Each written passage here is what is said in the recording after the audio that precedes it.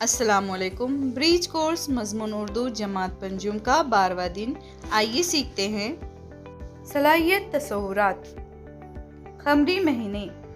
खमरी महीने यानी बच्चों जो हमारी इस्लामी तारीख़ होती है उसके जो महीने होते हैं उसको खमरी महीने यानी चाँद के महीने कहते हैं। आओ मालूम करें, क्या आप जानते हैं अंग्रेज़ी महीनों की तरह इस्लामी महीनों की तादाद भी 12 होती है।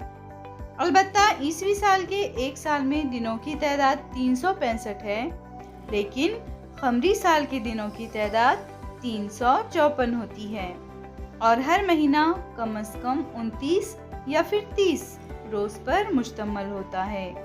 क्योंकि इन महीनों का हिसाब चाँद से रखा जाता है, इसलिए उन्हें खमरी महीने कहते हैं। चलिए खमरी महीनों के नाम जानते और पढ़ते हैं।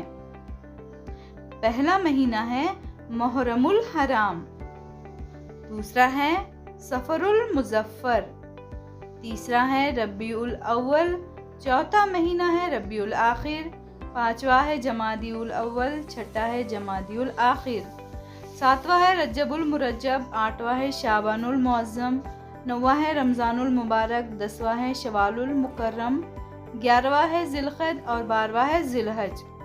आओ अहलियत पैदा करें। इस्लाम मज़हब के मानने वालों को 5 अराकीन पर अमल करना फ़र्ज़ है। तौहीद, अल्लाह को एक मानना और जानना, नमाज, रोज़ा, ज़कात, हज। खमरी महीनों के नाम ज़बानी याद कीजिए। आओ मश्क करें।